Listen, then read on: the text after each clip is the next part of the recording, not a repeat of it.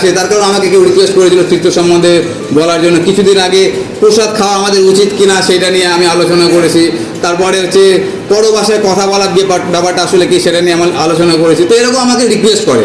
কিছুদিন আগে আমার কাছে একটা রিকোয়েস্ট আসলো, আর তিনি আমাকে বললেন যে রিকোয়েস্টটা সেটা হচ্ছে আমি যেন দশমাংশ নিয়ে কথা বলি, আর সেটা নিয়ে আমার একটা ভিডিও বানিয়েছে আমার ইউটিউব চ্যানেলে, আপনারা দেখতে পাবেন। তো যখন আমি ওই ভিডিওটা বানাচ্ছিলাম তখন আমার মাথায় এটা আসলো যে যখন আমি দশমাংশ নিয়ে ভিডিও বানাচ্ছি, কেননা আমি এটা নিয়ে মণ্ডলিত কথা বলি। তার কারণ এটা একটা এমন টপিক আছে, আমরা অনেক কিছু জানি এবং অনেক কিছু জানিও না দশমাংশ সম্বন্ধে। তো সেই জন্য আজকে আমরা এই দশমাংশ বিষয়টা নিয়ে আলোচনা করব। আর এই যে ভদ্রলোক তিনি কেন এটা বলেছিলেন যে আমাকে যে আপনি একটা দশমাংশ নিয়ে কথা বলুন, তার পিছনে কারণটা আছে। কারণটা হচ্ছে এই যে এই ভদ্রলোক কোনো একটা মণ্ডলীতে যেতেন, কিন্তু তিনি মণ্ডলীতে যাওয়া বন্ধ করে দিয়েছেন। আর তার পিছনে কারণটা যে দশমাংশ, সেটা কি?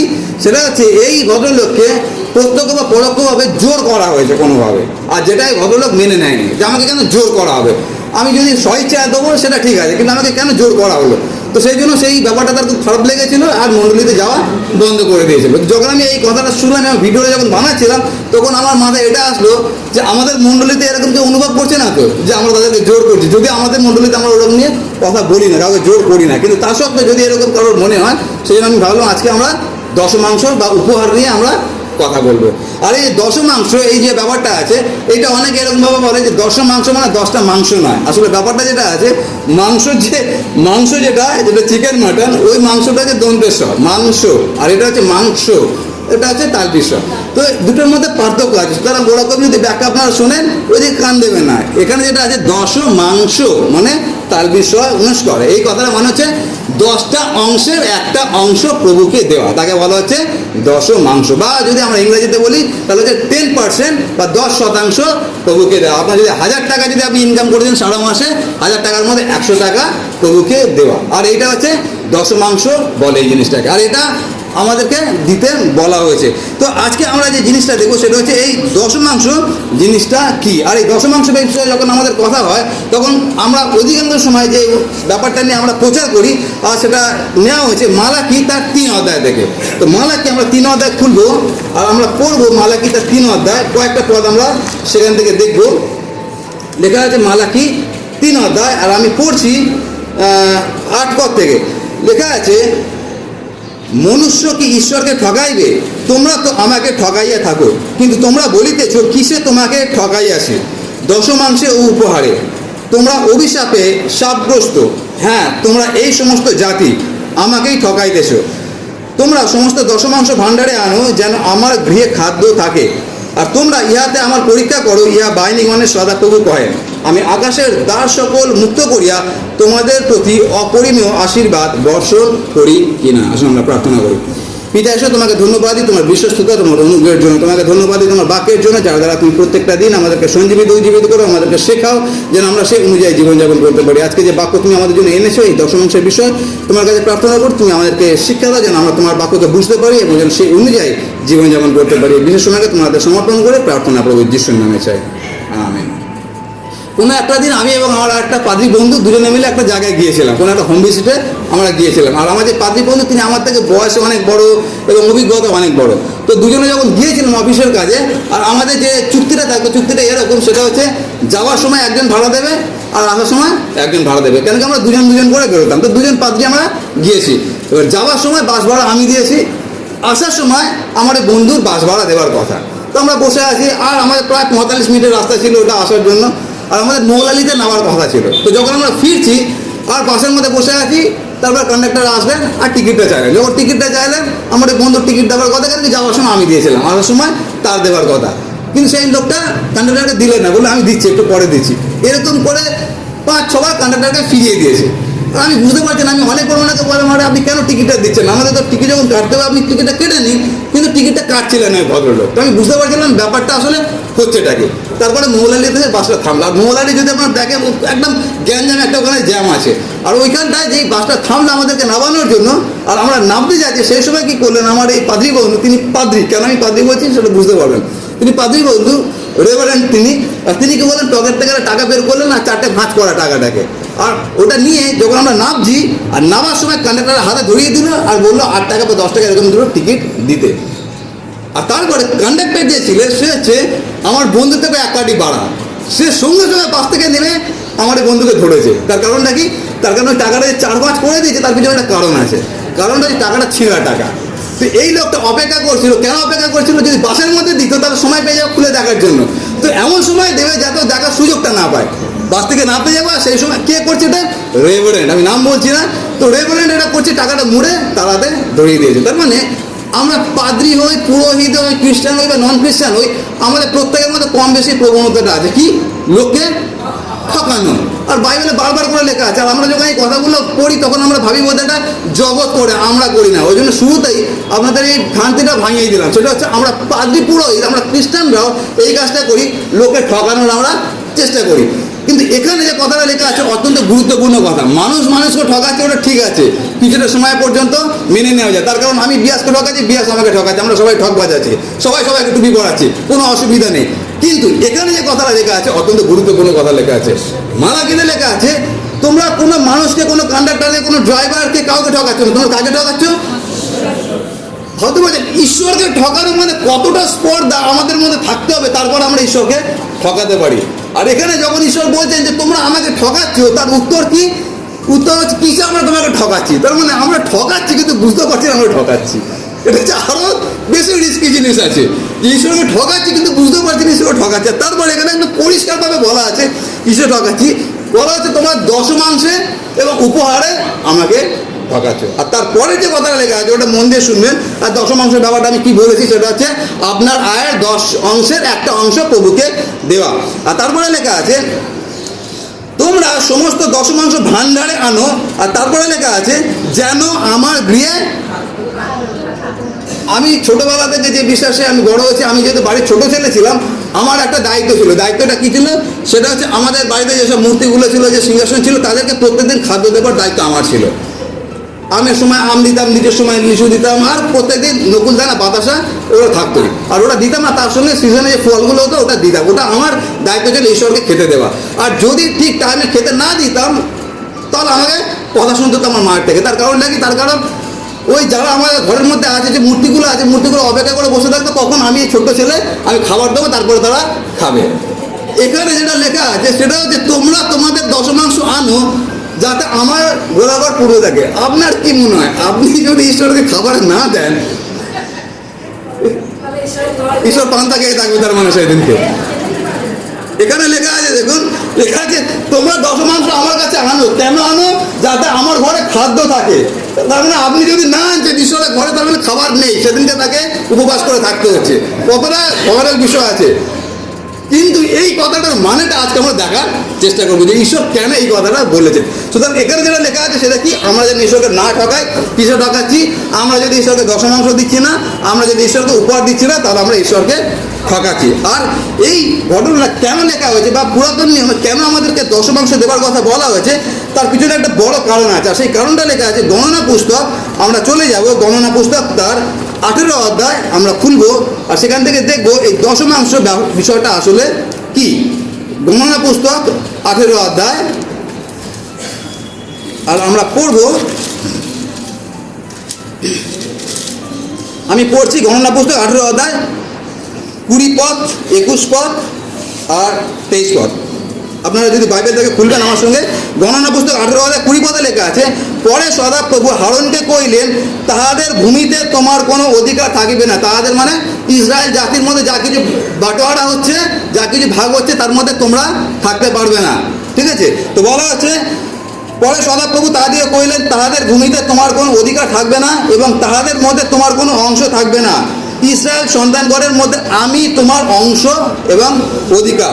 এটা কাদেরকে বলা হচ্ছে? ইব্রিয় বা লেবীয় জাতিকে। ইব্রিয় না, লেবীয় জাতিকে বলা হচ্ছে। যে লেবীয় জাতি যখন জমি ভাগ করা হচ্ছিল, দেশের মানে দেশটাকে যখন ভাগ করা হচ্ছিল, তুমি এটা পাবে, তুমি ওটা পাবে, তখন যারা লেবীয় ছিল, লেবীয় মনে হচ্ছে যাজক, আর আজকে চলতি ভাষায় যদি বলি পাদ্রী পুরোহিত, তাদেরকে বলা হয়েছিল কি তোমরা কোনো জমি পাবে না, তোমাদের নিজস্ব কোনো বাড়িঘর হবে না, তোমাদের একটা অধিকার। সেটা কি? সেটা হচ্ছে আমি হচ্ছে তোমার অধিকার। তার মানে হচ্ছে মন্দির সংক্রান্ত যা কিছু ওটা হচ্ছে তোমাদের অধিকার। তার মানে তোমাদের নিজস্ব কোনো ছাদ থাকবে না, মন্দিরটা হচ্ছে তোমাদের থাকার জায়গা। তারপরে লেখা আছে 21 পদে আর দেখো, লেবীয় সন্তানগণ যে সেবাকর্ম করিতেছে সমাগম তাম্বু সম্বন্ধীয় তাহাদের সেই সেবাকর্মের বেতন রূপে আমি তাহাদের অধিকারার্থে ইসরায়েলের মধ্যে কি দিলাম? সমস্ত দশমাংশ দিলাম। আর তারপরে লেখা আছে 25-24 পদের শেষের দিকে, দশমাংশ উৎসর্গ করে তাহা আমি লেবীয় দিগকে অধিকারার্থে দিলাম।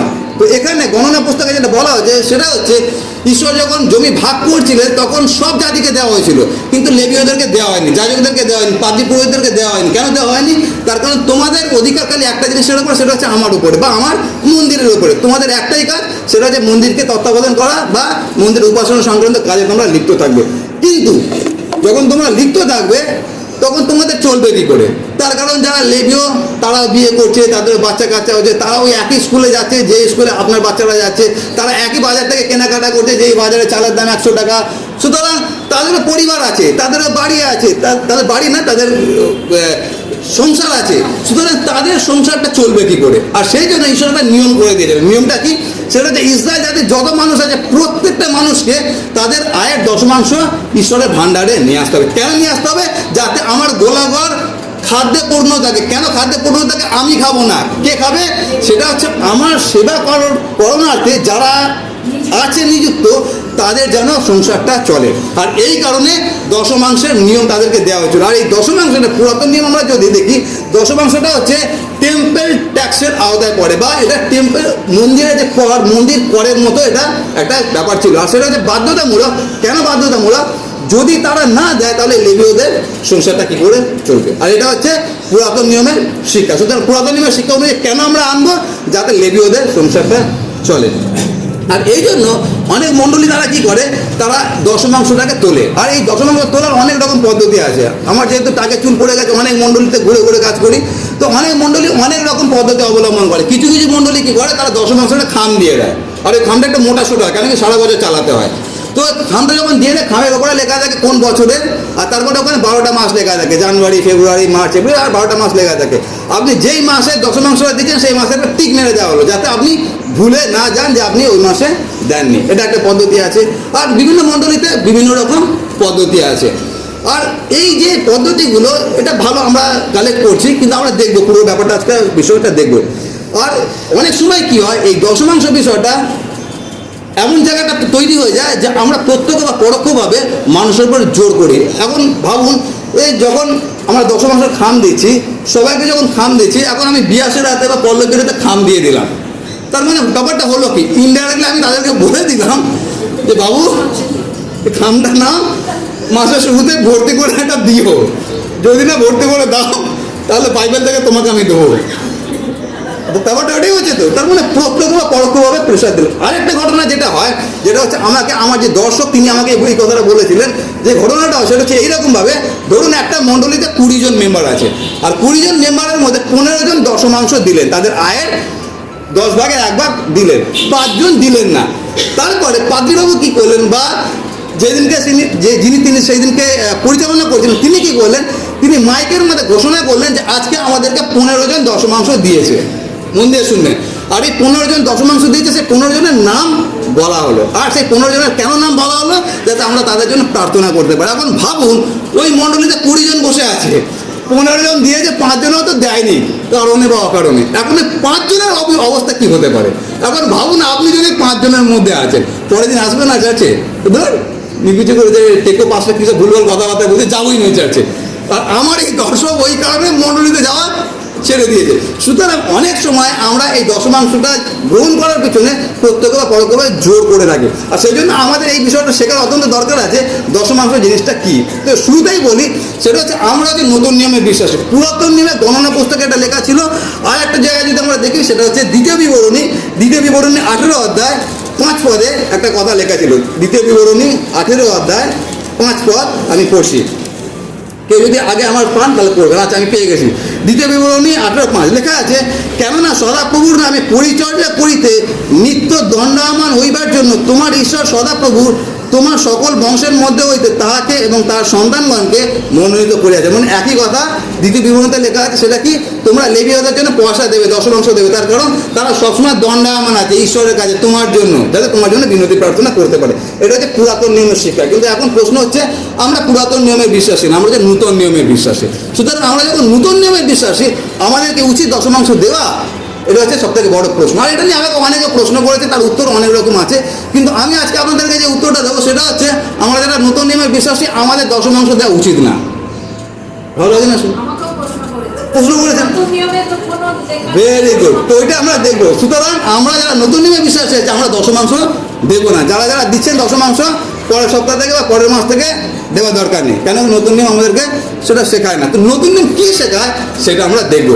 আর নতুন নিয়ম আমাদেরকে দশমাংশ বিষয় যেটা শিখিয়েছে, সেটা যে প্রভু যিশু আমাদেরকে কী শিখেছে সেটা আমরা দেখবো, আর সাধু পৌল আমাদেরকে কী শিখেছে সেটা আমরা দেখবো। তো প্রভু যিশু যে জিনিসটা শিখেছে, ওটা লেখা আছে মার্ক লিখিত সুসমাচার তার 12 অধ্যায় 41 থেকে 44 পদের মধ্যে লেখা আছে। আমি সময় বাঁচানোর জন্য সবকটা পড়ছি না। মার্ক লিখিত সুসমাচার, আর সেখানে 12 অধ্যায় 41 থেকে 44 পদ যদি দেখেন, সেখানে লেখা আছে, কোনো একটা দিন প্রভু যিশু দান বক্সের সামনে ছিলেন। আর আপনারা জানেন পুরাতন নিয়মে দান বক্সে সবাই দান ফেলতো, লেখা আছে না ওখানে? তো 12 অধ্যায় পড়ে নেবেন। তো প্রভু যিশু দান বক্সের সামনে বসে আছে, আর সেইখানে কি হচ্ছে, সব ধনী মানুষরা দান বক্সে অনেক মোটা মোটা টাকা তার মধ্যে ফেলছে। আর তারপরে কি হলো, একটা বিধবা মহিলা, দরিদ্র মহিলা, আর তিনি আসলেন। আর তিনি এসে কি করলেন, আমি জানি তার আঁচলের মধ্যে বাধা ছিল কিনা, কেন ছোটোবেলা মায়েদের আঁচলে দেখলাম না, তো দুটো সিকি তার কাছে ছিল, আর সেটা বের করে ডাব্বার মধ্যে ফেলে দিল। আর যেই ফেলে দিলেন, প্রভুজির সঙ্গে সঙ্গে সবার দৃষ্টি আকর্ষণ করলেন। কি বললেন, যে আর যারা দিয়েছে তারা কোটিপতি আছে, তাদের অনেক আছে, তার থেকে জব সামান্য এনেছে, সেটা হতে পারে 10,000, সেটা হতে পারে 5,000, কিন্তু এই মহিলা দুটো মাত্র শিখি দিয়েছে। আর প্রভু যিশু বললেন, এই মহিলা যেটা দিয়েছে সেটা সবার থেকে বেশি দিয়েছে। তার কারণটা কি? তার কারণ আমার কাছে 1 কোটি টাকা আছে। এখন ভাবুন, সমুদ্র থেকে যদি 1 বালতি জল তোলা, কি হতে পারে? তো যারা কোটিপতি, তাদের থেকে যদি 1,000 টাকা দেয়, কিছু এসে যায় না। কিন্তু যার কাছে মাত্র 2টো পয়সা ছিল, ওই দরিদ্র মহিলার কাছে সিকি পয়সা 2টো ছিল, আর পুরোটাই সে দিয়ে দিল। তারপরে প্রভু যিশু কি বললেন, যে এর সর্বস্ব প্রভুর চরণে দিল, আর এর দেওয়াটা হচ্ছে সব থেকে বেশি দেওয়া। তাহলে এইটা যদি প্রভু প্রশংসা করেছে, আর আমরা যদি এইটাকে প্রভু যিশুর শিক্ষা মনে করি বা প্রভু যিশুর শিক্ষা মেনে চলি, তার মানেটা কি? তার মানে হচ্ছে, সেদিনকে যারা 10 মাংস দিয়েছিল, 20 মাংস দিয়েছিল, 30 মাংস দিয়েছিল, কাউকে প্রভু প্রশংসা করেননি। প্রভু একজনকে প্রশংসা করেছিলেন। কাকে?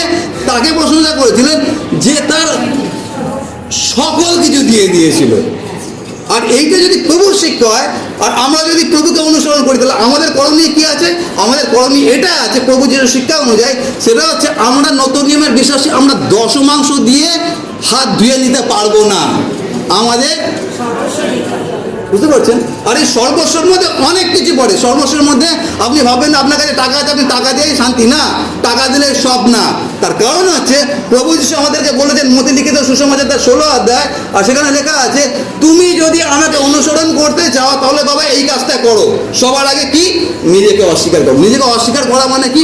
আপনার ব্যাংকে কত টাকা আছে, আপনার এফডি কত আছে, আপনার যা কিছু আছে, সকল কিছুকে অস্বীকার করতে হবে। অস্বীকার করা মানে কি? আমি যদি চাই, তুমি আমাকে সব দিয়ে দিতে রাজি থাকবে, আর তারপরে ক্রুশ তুলে নাও, তারপরে আমাকে অনুসরণ করো। তার মানে প্রভু যিশুর শিক্ষা অনুযায়ী দশমাংশ আমাদের জন্য প্রযোজ্য না, আমাদের জন্য সবটাই প্রযোজ্য। সেটা কি? সেটা হচ্ছে আপনার অর্থ, আপনার তালন্ত, আপনার সময়, আপনার স্থাবর অস্থাবর যা কিছু আছে, পুরোটাই প্রভুর জন্য। তার পিছনে কারণটা কি? তার কারণ আমাদের জীবনে যা কিছু আশীর্বাদ আছে, ওটা ঈশ্বর আমাকে দিয়েছেন, আর সেই জন্য ওটা শুধুমাত্র ঈশ্বরকেই দেওয়ার জন্য। এটা হচ্ছে প্রভু যিশুর শিক্ষা। আর সেই জন্য কোনো একটা সময় একটা ধনী মানুষ প্রভু যিশুর কাছে এসেছিলেন, আর ধনী মানুষটা প্রভু যিশুর কাছে এসে জিজ্ঞাসা করেছিলেন, প্রভু প্রভু কি করলে আমি অনন্ত জীবনের অধিকারী হব? আর তখন প্রভু যিশু তাকে একটা দারুণ কথা বলেছেন। কি বলেছিলেন? তুমি 10 আজ্ঞা পালন করো। আর তারপর সে বলেছিলাম, ছোটবেলা থেকে এগুলো পালন করে আসছি। আর তারপরে সেই ভদ্রলোক বলেছিল, এখন আমার মধ্যে কি ত্রুটি আছে? আর তারপরে প্রভু যিশু কি বলেছিলেন? একটা ত্রুটি এখনো পর্যন্ত আছে, আর সেই ত্রুটিটা কি আছে? ওটা লেখা আছে, আপনারা পাবেন মধ্যে লিখিত সুসমাচার তার 19 অধ্যায় 16 পদ থেকে, ওটা আপনারা পেয়ে যাবেন। ওখানে লেখা আছে, প্রভু যিশু বলছেন যে তোমার যা কিছু আছে ওটা বিক্রয় করিয়া দাও, আর তারপরে আমাকে, আপনি ভাবতে পারছেন, যা কিছু আছে সেটাকে বিক্রয় করে দাও, তারপর আমাকে অনুসরণ করো, তাহলে তুমি অনন্ত জীবন পাবে। আর তারপরে সেই ঘটনাটা কী হয়েছিল? সেখান থেকে পালিয়ে গিয়েছিল। তার মানে নতুন নিয়মের যারা বিশ্বাসী আছি আমরা দশমাংশ দিয়ে শেষ করতে পারবো না। যিশু আমাদের পুরোটাই চাইছেন 100%, আমাদের অর্থের 100%, আমাদের তালন্তের 100%, আমাদের জীবনের 100%, আমাদের সময়ের 100%, সকল কিছু যেন আমরা ঈশ্বরকে দিতে পারি। অনেক সময় আমরা দশমাংশ দিয়ে দিতে পারি। আমি অনেক মানুষকে জানি যারা খুব রেগুলারভাবে মণ্ডলীতে দশমাংশ পাঠিয়ে দেয়, কিন্তু তারা প্রত্যেক রবিবার বা সপ্তাহ পর সপ্তাহ তারা মণ্ডলীতে আসতে পারে না। তার কারণটা কি? তার কারণ তারা এতটাই ব্যস্ত আছে তাদের ব্যবসা নিয়ে, তাদের জীবন নিয়ে, তারা মণ্ডলীতে আসতে পারে না। তারা মনে মনে ভাবে যেহেতু আমি দশমাংশটা পাঠিয়ে দিচ্ছি এটাই হচ্ছে যথেষ্ট, প্রভু তাতে খুশি থাকবে। কিন্তু নতুন নিয়ম আমাদেরকে সেটা শেখায় না। নতুন নিয়ম আমাদেরকে শুধু অর্থ না, কিন্তু আমাদের জীবনটাও দিতে বলে। এখন আমাদের কাছে যেটা প্রশ্ন আছে সেটা হচ্ছে সকল কিছু যদি আমরা দিয়ে দিই তাহলে আমার চলবে কী করে? আর আপনারা যদি নতুন নিয়মে দেখেন, যখন মণ্ডলী তৈরি হলো, আর লেখা আছে প্রেরিত 4 অধ্যায়, আর প্রেরিত 4 অধ্যায় লেখা আছে 32 থেকে 37 পদে। কোনো একদিন পড়বেন প্রেরিত 4 অধ্যায় 32 পদে কী লেখা আছে? প্রেরিত 4:32। হ্যাঁ,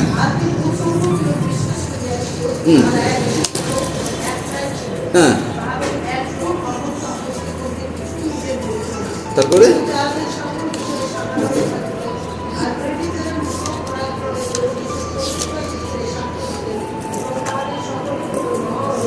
ওকে, থ্যাংক ইউ। তারপরে বলুন।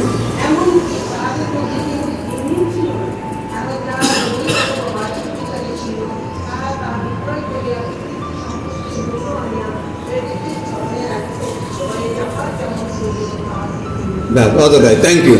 এখানে যেটা লেখা আছে সেটা হচ্ছে যখন মণ্ডলী তৈরি হলো তারপরে একটা ঘটনা। সেটা কি? প্রেরিতরা কি করতো? তাদের যা কিছু স্থাবর, তার মানে এখানে দশমাংশের কথা বলা হচ্ছে না, কি বলা হচ্ছে? স্থাবর অস্থাবর, মানে যা কিছু আছে সব তুলে নিয়ে কাঁধে করে নিয়ে তারপরে প্রেরিতের চরণে ওরা সত্যি দিয়ে দিত। ওটাই করছিল প্রথম সেঞ্চুরি যে মণ্ডলীগুলো, সব প্রেরিতের চরণ দিত। তার কারণটা কি? তার কারণ হচ্ছে কারোর মধ্যে যেন কোনো অভাব না থাকে। কেন কি আমার কাছে যে কোটি টাকা আছে, যার কাছে 100 টাকা আছে, তার 100 টাকা আমার কোটি টাকা দিয়ে যাতে পূর্ণ হয়ে যায়। আর এইটাই তারা করতাম, সেই জন্য লেখা আছে কারোর কোনো অভাব ছিল না। তার কারণ তাদের যে অর্থটা ছিল সেটা প্রেরিতের চরণে তারা সমর্পণ করে দিয়েছিল। কত শতাংশ? দশমাংশ না, সর্বস্ব প্রেরিতের চরণে দিয়ে দিয়েছিল। আর এই কাজটা করতে গিয়ে কোনো একদিন ফাঁদে পড়ে গিয়েছিল। তার নাম আমরা জানি, পরবর্তীকালে লেখা আছে অননীয় সাফিরা। কেন কি? তারাও ওই প্রশংসাটা পেতে চেয়েছিল, কিন্তু তারা ফেঁসে গিয়েছিল। তো এখানে নতুন নিয়ম আমাদেরকে কিসের কাছে? যে পুরোটা দিয়ে দিতে। আর সেটাই প্রথম সেঞ্চুরি যারা বিশ্বাসী তারা সেটা করতো। কিন্তু আমরা যারা মডার্ন সমাজে আছে, আমাদেরকে যদি এই কথা বলা হয় তাহলে আমরা কী করে করতে পারবো? এখন যদি আমাকে বলা আমার যা কিছু আছে সর্বস্ব দিয়ে দিতে, আমাকে সবার আগে মাথায় যেটা আমি বাইকটা যদি বিক্রি করতে আমি চলবো কী করে? মাথা যদি আমি বাইকটা বিক্রি করে তো থাকবো কোথায়? আমি পারবো না আমরা করতে। সুতরাং আমাদের কাছে প্রশ্ন কি? যদি আমি 100% দিয়ে দিচ্ছি তাহলে আমার চলবে কী করে? আর ওই জন্য আমি প্রথমেই বলেছিলাম প্রভু যিশু আমাদেরকে কী শিখিয়েছে সেটা আমরা শিখবো, আর সাধু পৌল আমাদেরকে কী শিখিয়েছে সেটা আমরা শিখবো। তো সাধু পৌল আমাদেরকে যেটা শিখিয়েছেন সেটা লেখা আছে প্রথম করিন্থীয় তার 16 অধ্যায়। প্রথম করিন্থীয় 16 অধ্যায় আমি পড়ছি, আপনারা যদি বাইবেল খোলা থাকে আমার সঙ্গে ফলো করবেন। লেখা আছে প্রথম করিন্থীয় তার 16 অধ্যায়, এরকমভাবে লেখা আছে 1 পদে, আর পবিত্রগণের নিমিত্ত চাঁদার সম্বন্ধে, এখানে লেখা আছে পরিষ্কার চাঁদা, চাঁদার মধ্যে সকল কিছু পড়ে, ঠিক আছে? চাঁদার সম্বন্ধে আমি গালাতীয় দেশস্থ মণ্ডলী সকলকে যে আজ্ঞা দিয়াছি তদনুসারে তোমরাও করো। কি করো? সপ্তাহের প্রথম দিনে তোমরা প্রত্যেকে আপনাদের নিকটে কিছু কিছু রাখিয়া আপন আপন সঙ্গতি অনুসারে অর্থ সঞ্চয় করো, যেন আমি যখন আসিব তখনই চাঁদা না হয়। পরে আমি উপস্থিত হইলে তোমরা যাহাদিগকে যোগ্য মনে করিবে আমি তাহাদিগকে পত্র দিয়া তাহাদের দ্বারা তোমাদের সেই দান জেরুজালেমে পাঠাইয়া দিব। এখানে যেটা সদুপল বলছে সেটা কি? আমি গালাতীয় মণ্ডলীকে এই শিক্ষাটা দিয়েছি, সেই শিক্ষা এখন আমরা তোমাকে দিচ্ছি। কাকে দিচ্ছি? সেটা হচ্ছে করিন্থীয় মণ্ডলীকে। কী শিক্ষা দিচ্ছেন?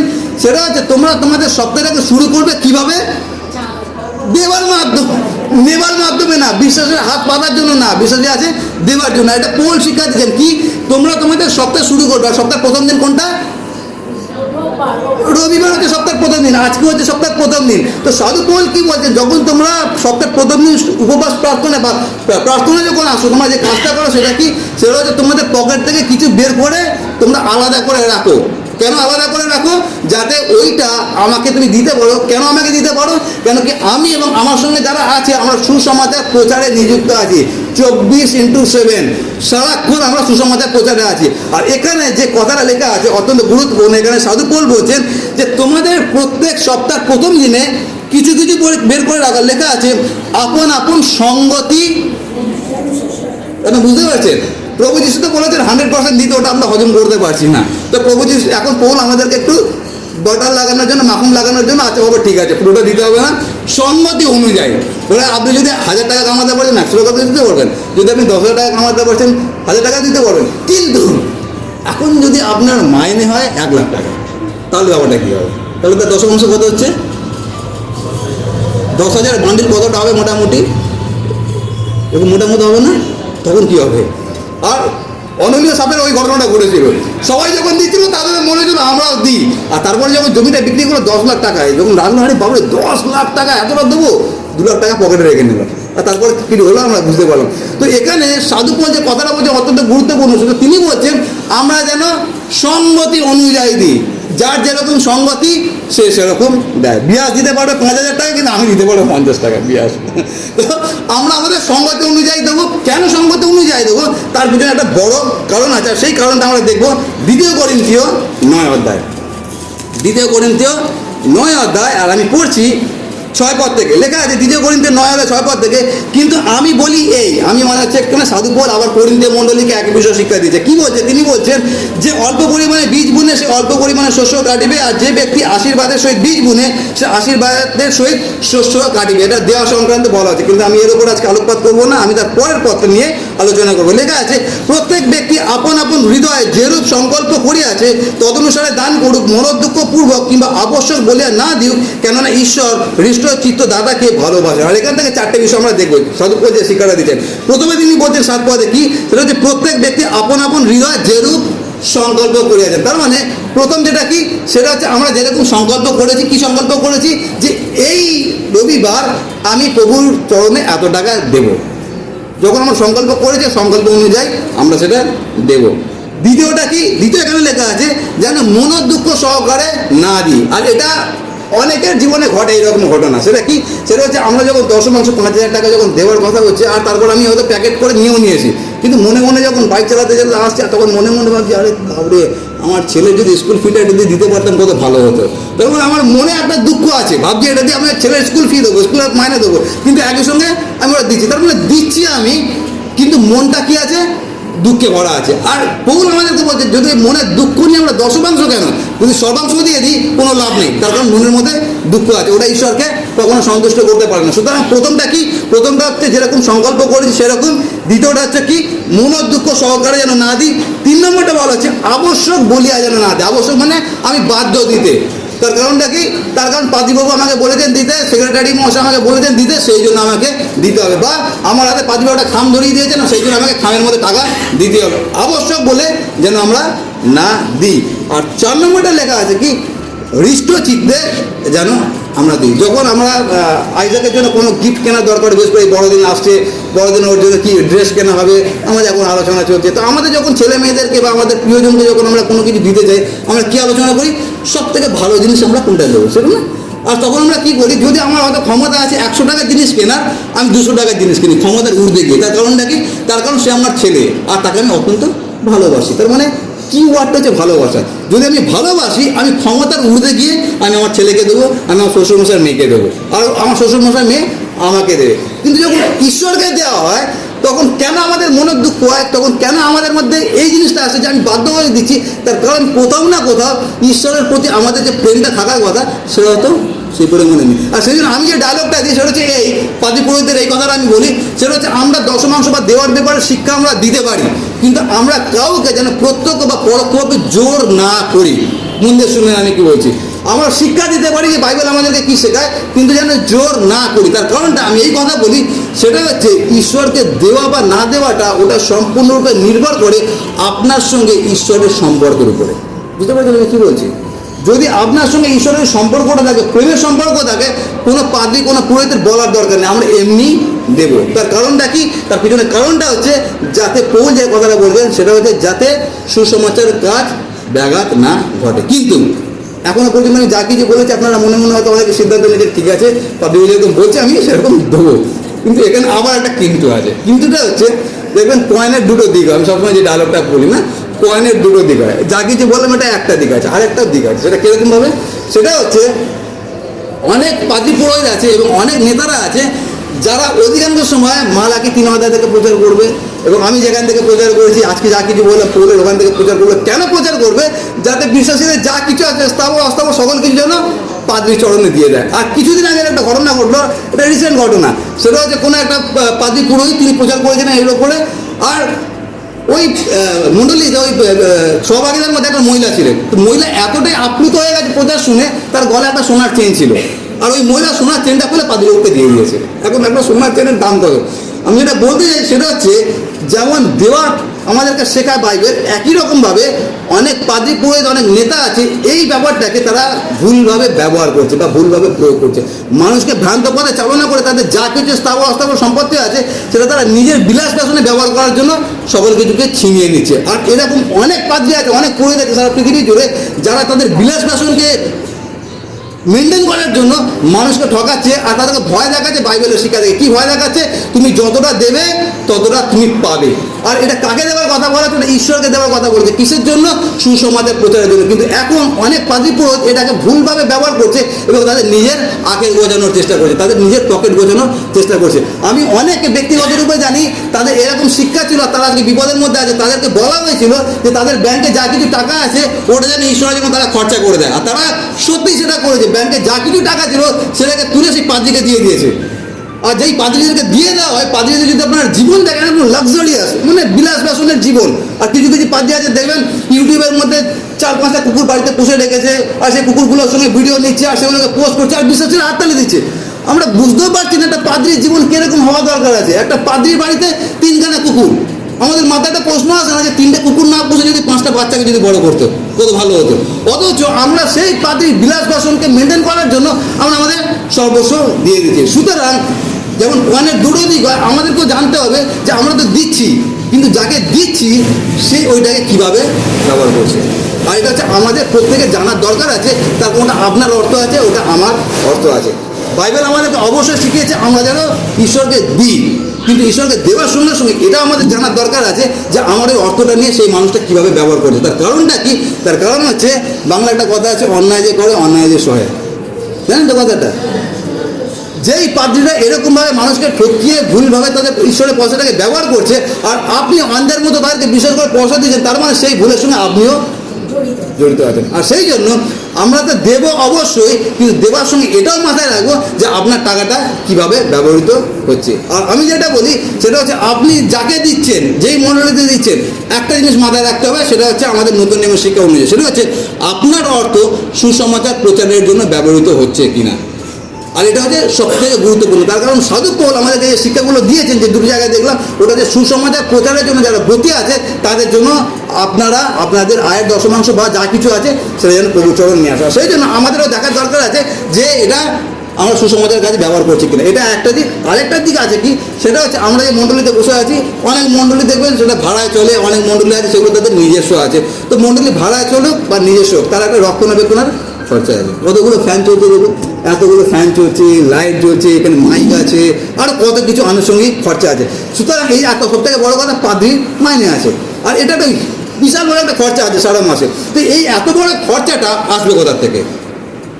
আর ওই জন্য বাইবেল আমাদেরকে কী শেখায় যে যারা বিশ্বাসে আছে, মণ্ডলীতে যারা মেম্বার আছে, তাদেরকে দিতে বলা হয়েছে। কেন দিতে বলা হয়েছে? যাতে এই মণ্ডলীর কাজ, আর মণ্ডলী কী কাজ করছে? মণ্ডলীর সুসমাচার প্রচার করছে। যখন আপনারা এই মণ্ডলীতে বা কোনো মণ্ডলীতে যাচ্ছেন, পাদ্রীবাবুরা একটা কাজ করে, সারা সপ্তাহ ধরে রান্না করে। কী রান্না করে? আত্মিক খাবার রান্না করে, যাতে সপ্তাহে একটা দিন যখন আপনারা আসেন আপনাদেরকে যেন বিরিয়ানি খাওয়ানো যেতে পারে। কেন? যাতে আপনি পরিতৃপ্ত হয়ে চলে যেতে পারেন। সুতরাং যখন পাদ্রীবাবুরা আপনাদের জন্য আত্মিক খাবারের কথা যখন ভাবছেন সারা সপ্তাহ ধরে, আর পাদ্রীবাবুদের জীবন যদি দেখেন, তারা সবসময় প্রস্তুত থাকে। আপনি যখনই ফোন করবেন আপনার কাছে সঙ্গে সঙ্গে প্রস্তুত প্রার্থনার জন্য, আপনার শরীর খারাপ হয়েছে সেখানে প্রস্তুত, হাসপাতালে প্রস্তুত, কেউ মারা যাচ্ছে পাদ্রীবাবুকে ফোন করলে সঙ্গে সঙ্গে কবরস্থানে প্রস্তুত। সুতরাং একটা পাদ্রী, আপনারা কাজ করছেন 8 ঘন্টা বা 10 ঘন্টা, কিন্তু পাদ্রীবাবুদের 24 ঘন্টা ফ্রি থাকতে হয়, যতই কাজ করুন না কেন। সুতরাং যে পাদ্রীরা আপনার আত্মিক জীবনটা দেখছে, বাইবেল আমাদেরকে শেখায় তার জাগতিক প্রয়োজনটা দেখা আপনাদের কর্তব্য আছে। এখন যখন আমি এই কথাগুলো বলছি, আপনারা হয়তো অনেকে মনে মনে ভাবছেন এই পাদ্রী বহুত চালাক আছে, ইনডাইরেক্টলি আমাদেরকে এটাই বলছে যে পাদ্রীকে যেন আমরা দিই। কিন্তু আমাদের ভুলটা ভাঙিয়ে দিই, সেটা হচ্ছে আমি আমার সংসার চালানোর জন্য এখনও পর্যন্ত, আজকের দিন পর্যন্ত আমি চাকরি করছি। আমি চাকরি করে আমার সংসার চালাই। সুতরাং আমি আমার স্বার্থের জন্য বলছি না, আমি যেটা বলছি সেটা হচ্ছে বাইবেল আমাদেরকে যেটা শেখায়। সেটা কি মণ্ডলীকে দেওয়া। মণ্ডলীকে কেন দেওয়া? কেন এত বড় মণ্ডলী, আপনি যেই মণ্ডলীতে যান না কেন, মণ্ডলী রক্ষণাবেক্ষণের জন্য হিউজ একটা বিশাল একটা খরচা হয়। আর সেই খরচাটা কোথা থেকে আসবে যদি আপনারা না দেন? আর সেই জন্য বাইবেলে লেখা আছে কি, যারা রিক্ত হস্তে ছড়ায় ঈশ্বর তাদেরকে সেরকমভাবেই দেয়। এটা হচ্ছে সমুদ্রে আপনি যদি কিছু ফেলে দেন, দেখুন সমুদ্র নিজের কাছে রাখে না, উল্টে দিয়ে দেয়। আর সেই সমুদ্রকে যে তৈরি করেছে সে কী করে আপনার জিনিস রাখতে পারে? আর সেই জন্য বলেছে যে তোমরা তোমাদের যা কিছু আনো যেন আমার গোলাঘর যেন খাদ্য থাকে। ওই খাদ্যটা কাদের জন্য?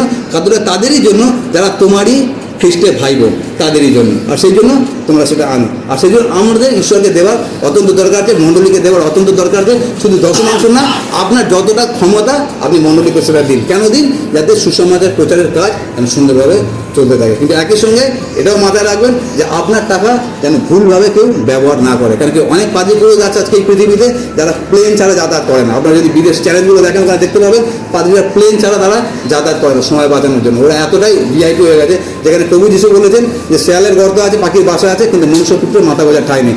আজকালকার দিনে পাদ্রীরা লাক্সারি ছাড়া পাদ্রী হওয়া যায় না। আর আমি আমার মিসেস যেটা করলাম সেটা হচ্ছে কোনো একদিন একটা মুদিখানার দোকানে গেলাম, আর মুদিখানার ছেলেটা আমাকে জিজ্ঞাসা করলো, আরে দাদা আপনারা ইংরাজিতে কথা বলেন অথচ আপনারা 30 টাকা কিলো চাল খাচ্ছেন।